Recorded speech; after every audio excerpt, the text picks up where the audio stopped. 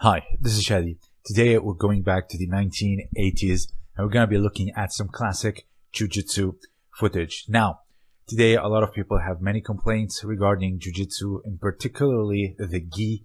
You have a lot of people complaining about the pulling guard and being very static and just overall being not as exciting as wrestling or no gi. So, for example, a lot of people just complain about the lack of gripping and immediately pulling guard and being unrealistic. But today's fight, it's not going to be this way. It's going to be the fight between Rickson and Rigan Machado. So first, if we were to look at it, you see the stance and then here a brilliant takedown. So first, let's talk about the stance. It's not so much a judo stance nor a wrestling stance. It's somewhere in the middle. You have bent knees and also a back that's not fully bent over like a wrestler, but not straight up like a judoka. So let's talk a little bit about what is called the Jigo Tai, or a self-defense stance. So this is from the 1913 Tiger Scrolls, and he's explaining that it is a low stance and also with bent knees. But you keep somewhat of a straight back because you want to attack, and also you don't want to be pulled to the ground very quickly. And at the same time, you can get underneath your opponent very quickly with sacrificing techniques. So for example, here in the Nage no Kata, they explain that this is a Jiu-Jitsu grip and Jiu-Jitsu stance. When I'm talking about Jiu-Jitsu, I mean old Japanese Jiu-Jitsu. So you have the Jigotai, which is the self-defense stance. It is low. It is not the Shizen Hontai, or the natural stance that you see judo competitors use today. But here it is a low one, and it is used for a defensive posture, but at the same time always ready to attack. It's not a bent over person or a desperate person that's just gonna turtle. So now he follows it up with this grip. So he goes around the back, and Rigan immediately scoops up the leg and plants him down. Absolutely brilliant. So the first thing that we have is grip fighting and powerful throwing with amplitude. This throw is called Sukui Nage, or a scooping throw. You can get it from many opportunities. So as they attack with their leg, because if you see Rickson try to hook his leg, but then he caught it and scooped up. Let's take a look at a competition example. You can go here and absolutely blast someone with this throw. It can be also like a double leg with a big pickup. It's not necessarily just one leg. So here Rickson tries to turn over from the pin and then keeps his frame up and defense. Rigan here is trying to go on the mount, but Rickson rolls over and turtles, but it's not a defensive turtle. In turtle, you can always be on the offensive, but it's a great way to protect you once your guard is passed. So he's gripping on the leg, if you noticed, and here he's trying to reverse like a fireman's carry, but off the ground, and Rigan is trying to strangle. So, but eventually Rickson rolls over and gets on top. So let's take a look at it again. He's spinning the ankle and Rickson is gripping the leg. So he's in turtle, but he's looking for the offense. And that's something I really appreciate. It's to use the turtle, but for offensive goals, and not so much to wait for the referee to reset the fight like in judo we have today. So here he reverses him with a low fireman's carry and then gets on top into north-south. But Rigan was, if you saw, he was actually trying to strangle.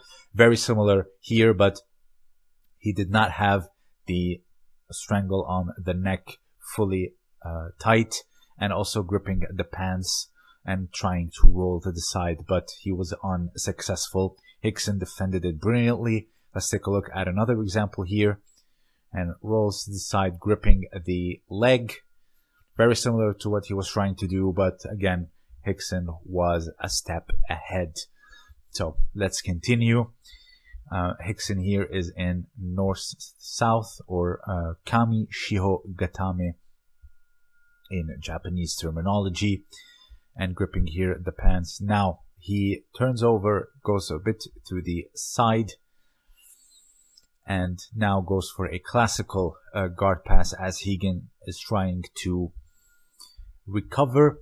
But then Higen here pulls a brilliant scissor sweep from this very uncomfortable position. It was absolutely brilliant. So notice how this fight is constantly on the move. It's very dynamic. It is not static nor passive. Again, here Hickson is from the turtle, gripping the leg, looking to turn him over, and turns him over brilliantly. Let's take a look at it again. So he's gripping the leg, and then here he pulls him towards him to like a shin to shin, I believe they call it, and kicks over with sumigaeshi, roll over, and then gets into side control. So again, this is what I'm talking about, is when you're in turtle, so let's say someone passed your guard, so you turn over to not give them the pin or whatever it may be.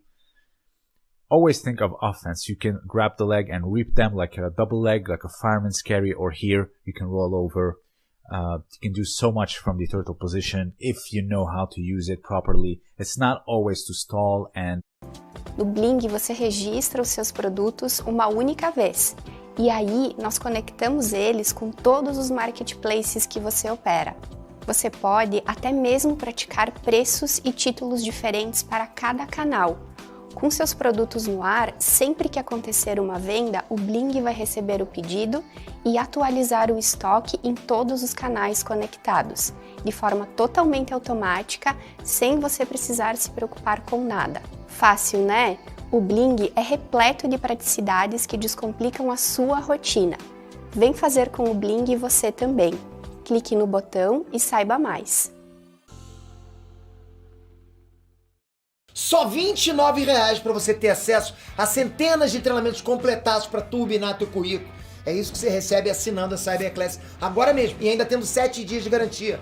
Com um treinamento, você já pode começar a ganhar dinheiro na semana que vem. Tem muita gente já conseguindo isso. E agora é sua vez, né? Toca no botão azul e já começa a maratonar os treinamentos que estão lá. Tem um melhor do que o outro. E eu também tô lá dando aula de YouTube. Você vai curtir demais. Espero você lá. For defense and to reset the fight like they do in judo. So it can be a brilliant position. We always find ourselves in it, but you should know how to use it, just like the guard.